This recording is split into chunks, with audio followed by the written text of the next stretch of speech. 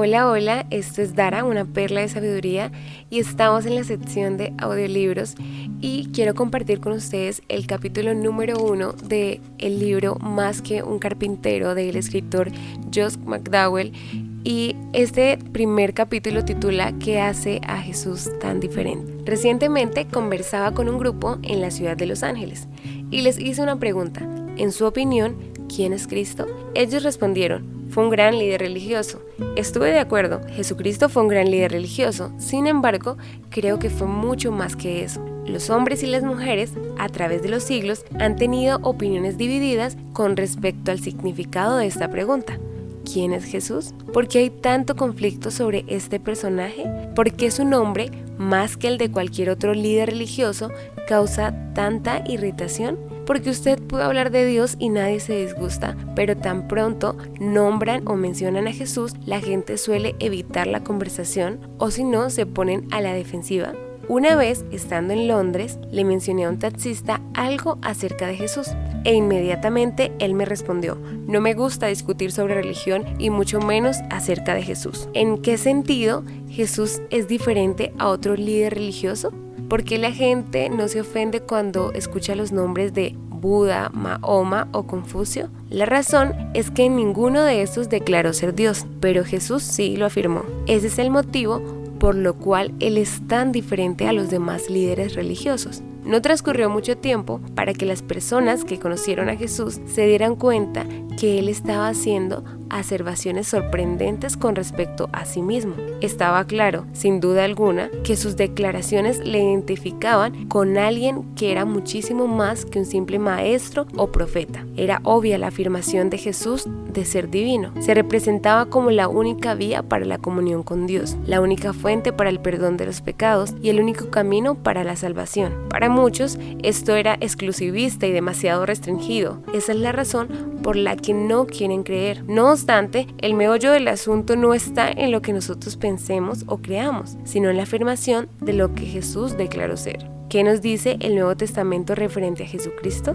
A menudo oímos la expresión la deidad de Cristo. Eso significa Jesucristo es Dios. El obispo evangélico español Juan Bautista Cabrera, en su tratado Manual de Doctrina y Controversia, plantea la definición de Dios como Espíritu Supremo, existente por sí mismo e infinito en todo género de perfecciones. Como nadie lo ha creado, Él es la causa de todo. Esta definición es conveniente para los teístas, incluyendo los musulmanes y a los judíos. El teísmo nos enseña que Dios es personal y que el universo fue concebido y creado por Él. Dios lo sustenta y lo gobierna en el presente. El teísmo cristiano añade una nota a esa definición: y quien llegó a encarnarse como Jesús de Nazaret. Jesucristo es realmente un nombre y un título. El nombre Jesús se deriva de la palabra griega Josué, cuyo significado es Jehová Salvador o el Señor que salva. El título Cristo se derivó de la palabra griega que traduce Mesías y significa el ungido. El título Cristo incluye dos funciones: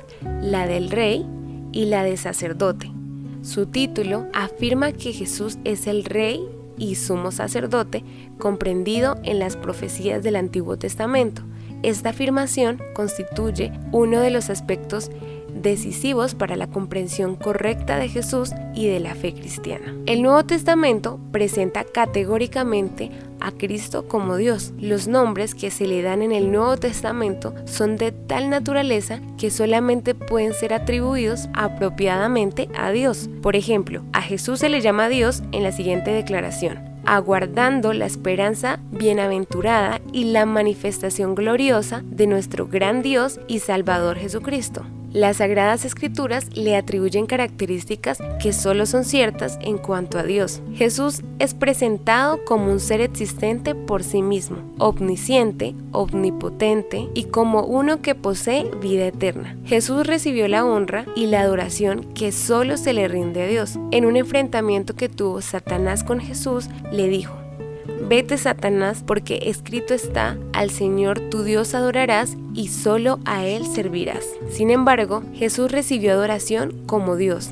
en ciertas ocasiones, exigió que se le adorara como Dios. La mayoría de los seguidores de Jesús eran judíos, devotos que creían en un Dios verdadero. Eran monoteístas convencidos, no obstante, le reconocieron como el Dios encarnado. Debido a su vasta preparación rabínica, Pablo no estaría en la disposición de reconocer la deidad de Jesús, ni de rendir adoración a un simple carpintero de Nazaret, y mucho menos llamarle Señor. Sin embargo, esto es lo que hizo Pablo. Le confesó como el Cordero de Dios y como Dios, cuando dijo: por tanto, mirad por vosotros y por todo el rebaño en que el Espíritu Santo os ha puesto por obispos, para apacentar la iglesia del Señor, el cual él ganó con su propia sangre. Hechos 20:28. Pedro, después de que Jesucristo le preguntó: ¿y vosotros quién decís que soy?, confesó: tú eres el Cristo, el Hijo del Dios viviente. Jesucristo no corrigió la conclusión del discípulo, sino que reconoció la validez y el origen de dicha conclusión y dijo: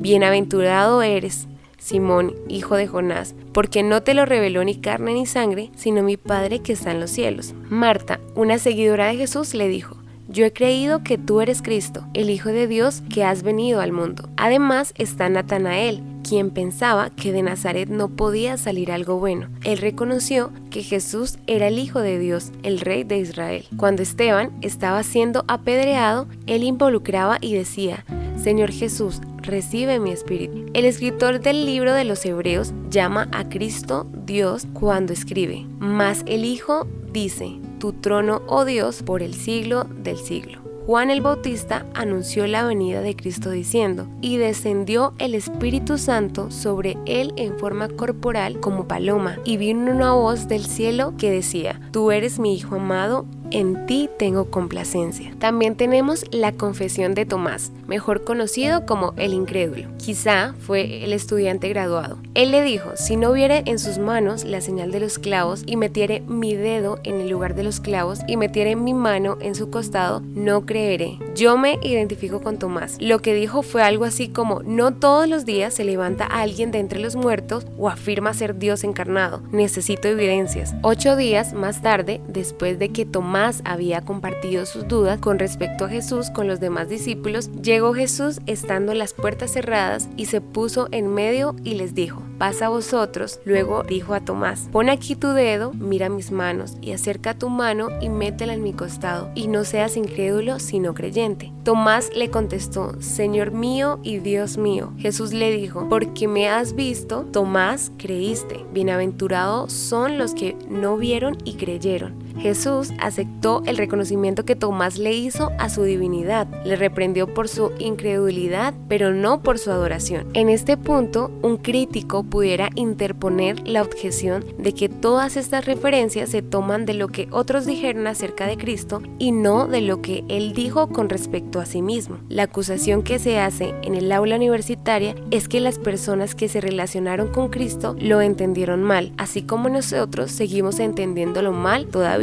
Dicho esto, en otros términos equivalentes, Jesús nunca afirmó categóricamente ser Dios. Bueno, yo pienso que él hizo esta afirmación y creo que aquello que se relaciona con la deidad de Cristo procede directamente de las páginas del Nuevo Testamento. Son abundantes las referencias que se hacen a esta verdad y su significado está claro. Un hombre de negocios que escudriñaba las Escrituras para comprobar si Cristo declaró ser o no ser Dios, dijo: cualquiera que lea el Nuevo Testamento y no llegue a la conclusión de que Jesús afirmó ser divino, está tan ciego como aquel que en un día claro diga que no puede ver el sol. El Evangelio según San Juan describe una acalorada discusión que se produjo entre Jesús y algunos judíos. ¿Por qué Jesús sanó a un cojo el día sábado? Le dijo que se levantara, tomara su lecho y anduviera. Y por esta causa los judíos perseguían a Jesús y procuraban matarle, porque hacía cosas en el día de reposo. Sin embargo, Jesús les respondió: mi Padre hasta ahora trabaja y yo trabajo. Por esto los judíos aún más procuraban matarle, porque no solo quebraba el día de reposo, sino que también decía que Dios era su Padre, haciéndose igual a Dios. Usted podría decir: mire Josh, yo puedo decir mi Padre trabaja y yo trabajo. ¿Y qué? Eso no prueba nada. Cuando estudiamos un documento, hemos de tener en cuenta el lenguaje, la cultura y especialmente la persona o las personas a quienes se dirigió. En este caso, la cultura era judía y las personas a quienes se dirigió eran los dirigentes religiosos. Veamos cómo entendieron los judíos lo que les dijo Jesús hace 2000 años en su contexto cultural. Por esto, los judíos aún más procuraban matarle, porque no solo quebraba el día de reposo, sino que también decía que Dios era su propio Padre, haciéndose igual a Dios. ¿Por qué esta reacción tan drástica? Jesús dijo, mi Padre, no dijo nuestro Padre. Luego agregó, hasta ahora trabaja. Estas dos expresiones que Jesús usó lo hacen igual a Dios, obrando en el mismo nivel de actividad que Dios. Los judíos no se referían a Dios por medio de la expresión mi Padre.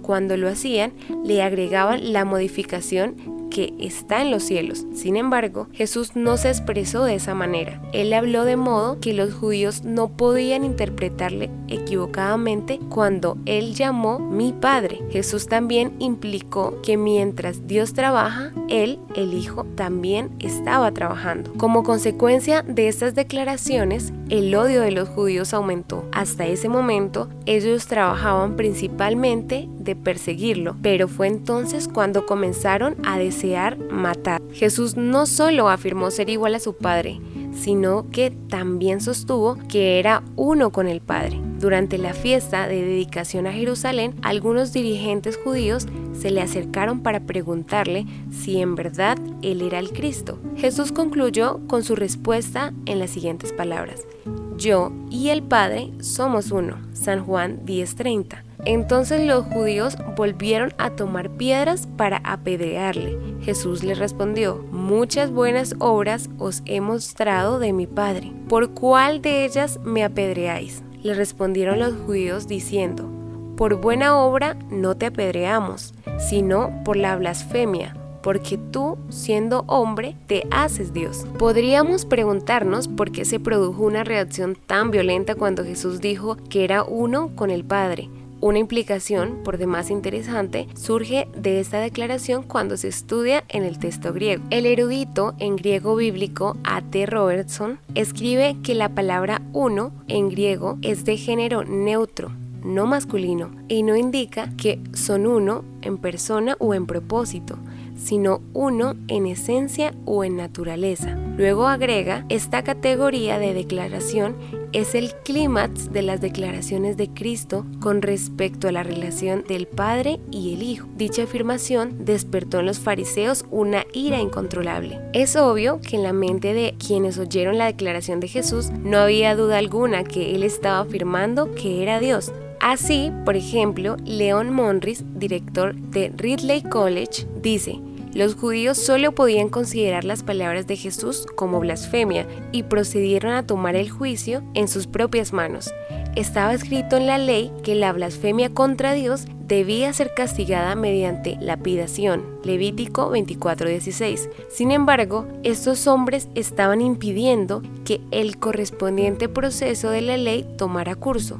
No estaban preparando una acusación formal para que la autoridad ejecutara la acción necesaria. Como consecuencia de su furia, se estaban disponiendo a ser jueces y verdugos a la vez. A Jesús lo amenazaron con apedrearlo por causa de su blasfemia. Los judíos entendieron claramente su enseñanza, pero podríamos preguntarnos, ¿se detuvieron a considerar si sus afirmaciones eran ciertas o no? Jesús se expresó continuamente de sí mismo en el sentido de que Él era uno en esencia y en naturaleza con Dios. Él afirmó osadamente: si a mí me conociste, también a mi Padre conoceréis. El que me ve, ve al que me envió.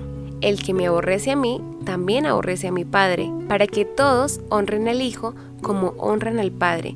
El que no honra al Hijo, no honra al Padre que le envió. Estas citas indican claramente que Jesús se consideró más que un hombre. Él es igual a Dios. Los que dicen que Jesús estuvo más cerca o en mayor intimidad con Dios que otros deben considerar su declaración. El que no honra al Hijo, no honra al Padre que le envió. En una ocasión, mientras daba una conferencia en una clase de literatura en West Virginia, un profesor me interrumpió diciendo que el único evangelio que dice que Jesús afirmó afirmó ser Dios es el Evangelio según San Juan, y este es el último escrito. Luego agregó que el Evangelio según San Marcos fue el primero en ser escrito, y este no mencionaba ni una sola vez que Jesús haya afirmado ser Dios. Era obvio que este hombre no había leído el Evangelio según San Marcos, y si lo había hecho, no había puesto mucha atención a esta lectura. Para responderle, abrí dicho Evangelio. Allí se nos dice que Jesús afirmó tener la potestad para perdonar pecados.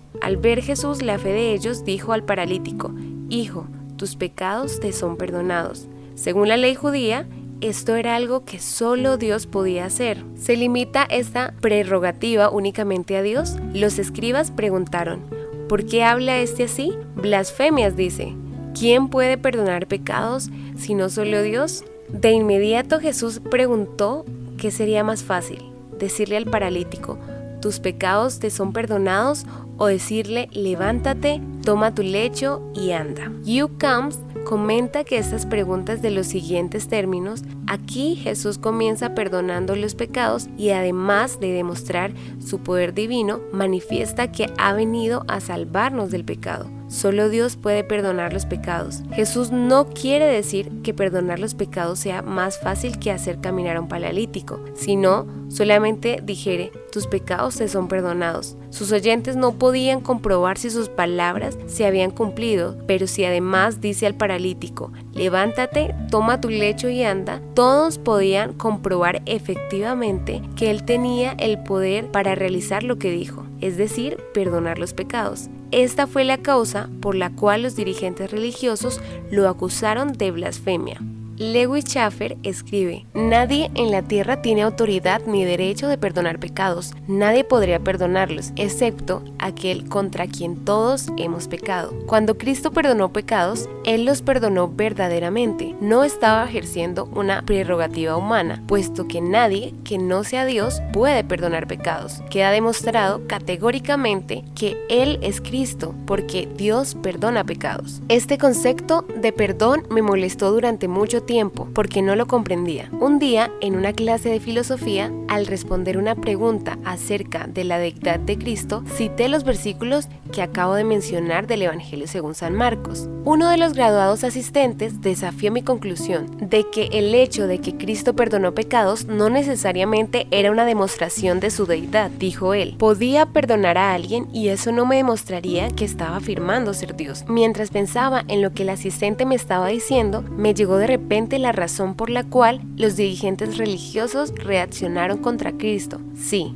uno podría decir: te perdono, pero eso solo lo puede hacer la persona por la cual se ha pecado. Dicho esto en otros términos equivalentes, si tú pecas contra mí, yo te puedo decir: te perdono. Sin embargo, eso no era lo que Cristo estaba haciendo. El paralítico había pecado contra Dios el Padre, y luego Jesús, mediante su propia autoridad, le dijo: tus pecados te son perdonados. Sí, nosotros podemos perdonar las ofensas cometidas contra nosotros mismos, pero de ningún modo podemos perdonar los pecados cometidos contra Dios. Eso solo lo puede hacer Dios. Eso exactamente fue lo que hizo Jesús. No nos extrañe pues que los judíos reaccionaran de esa forma cuando un carpintero de Nazaret hizo tan osada afirmación. Este poder de Jesús para perdonar pecados es asombroso. Ejemplo, como el ejercicio de una prerrogativa que solo le corresponde a Dios. También en el Evangelio según San Marcos tenemos el juicio contra Jesús. Aquellos procedimientos judiciales constituyen una de las más claras referencias al hecho de que Jesús afirmó ser divino. Entonces el sumo sacerdote, levantándose en medio, preguntó a Jesús diciendo: ¿no respondes nada? ¿Qué testifican estos en contra de ti? Mas él callaba y nada respondía. El sumo sacerdote le volvió a preguntar y le dijo: ¿eres tú el Cristo, el Hijo del Bendito? Y Jesús le dijo: yo soy. Y veréis al Hijo del Hombre sentado a la diestra del poder de Dios y viniendo en las nubes del cielo. Entonces el sumo sacerdote, rasgando sus vestiduras, dijo: ¿qué más necesidad tenemos de testigos? ¿Habéis oído la blasfemia? ¿qué os parece? Y todos ellos le condenaron declarándole ser digno de muerte. Al principio, Jesús no quiso responder, de manera que el sumo sacerdote lo sometió a juramento. Estando bajo juramento, Jesús tenía que contestar, y me agrada que lo hiciera. A la pregunta, ¿eres tú el Cristo, el Hijo del Bendito? Él respondió, soy yo. Un análisis de este testimonio de Cristo demuestra que él afirmó: 1. Ser el Hijo del Bendito; 2. El que se ha de sentar a la diestra del poder; y 3. El Hijo del Hombre que vendrá en las nubes del cielo. Un análisis de testimonio de Cristo demuestra que él afirmó: 1. Ser el Hijo del Bendito; 2. El que ha de sentarse a la diestra del poder; y 3. El Hijo del Hombre que vendrá en las nubes del cielo. Cada una de estas afirmaciones es específicamente mesiánica. El efecto acumulativo de las tres es significativo: el Sanedrín, que el tribunal judío captó por 3 puntos. El sumo sacerdote respondió rasgando sus vestiduras y diciendo: ¿qué más necesidad tenemos de testigos? Por fin lo habían oído ellos mismos. Fue declarado culpable por sus propias palabras.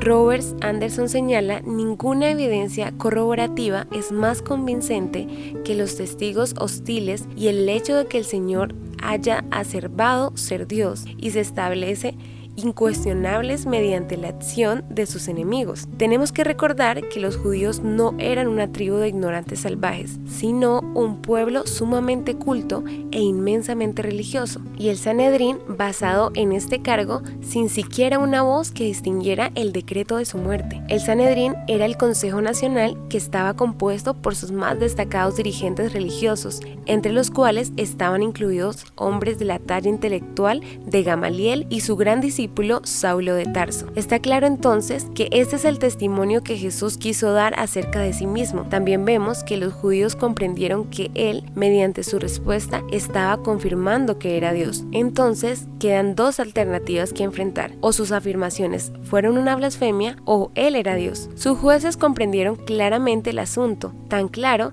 que en efecto lo crucificaron y luego lo escarnecieron diciéndole: confío en Dios, líbrele ahora si quiere, porque ha dicho: yo soy hijo de Dios. San Mateo 24:43. Steve explica el significado de la rasgadura del sumo sacerdote. La ley prohibía al sumo sacerdote rasgar su vestidura por asuntos privados. Levíticos 10, 6, 21 al 10. Pero cuando actuaba como juez, era costumbre exigirle que expresara de este modo su horror ante cualquier blasfemia pronunciada en su presencia. Así se manifestaba el desagravio del perturbado juez. Si no hubiera aparecido alguna evidencia digna de confianza, el acto de rasgar la vestidura hubiera podido quedarse sin efecto, pero el prisionero se había incriminado a sí mismo. Comenzamos a comprender que aquel no fue un juicio ordinario, como lo indica el abogado Irving Linton. Único entre los juicios criminales es este, el cual lo que ventila no son sus acciones, sino la identidad del acusado. El cargo criminal que se hizo en contra de Cristo, la confesión o testimonio que se dio en presencia del tribunal, en el cual se basó este para declararse culpable, el interrogatorio que le hizo el gobernador romano y la inscripción que le colocaron sobre la cruz en el momento de crucificarlo, todo ello se relaciona con el asunto de una real identidad y dignidad de Cristo. ¿Qué pensáis del Cristo? ¿De quién es hijo? El juez Gaynor, el connotado jurista de la Corte de New York,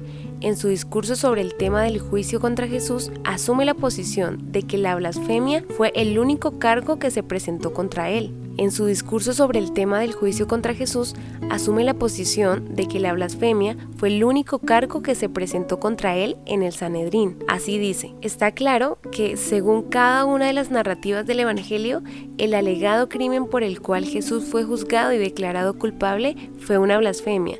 Jesús había estado afirmando que él tenía poder sobrenatural, lo cual en un ser humano era blasfemia. En la mayoría de los juicios a la gente se le juzga por lo que ha hecho, pero esto no ocurrió en el caso de Cristo. Jesús fue juzgado por quien era. El juicio de Jesús debería ser suficiente para demostrar convincentemente que él confesó su divinidad. Sus jueces atestiguan sobre eso. Asimismo, el día de su crucifixión, sus amigos reconocieron que él había afirmado que era Dios venido en carne. De esta manera, también los principales sacerdotes, escarneciéndole con los escribas y fariseos y ancianos, a otros salvó, a sí mismo no se puede salvar. Si es el Rey de Israel, desciende ahora de la cruz y creeremos en él. Confío en Dios. Líbrele ahora si le quiere, porque ha dicho, soy hijo de Dios. San Mateo 27, 41 al 43.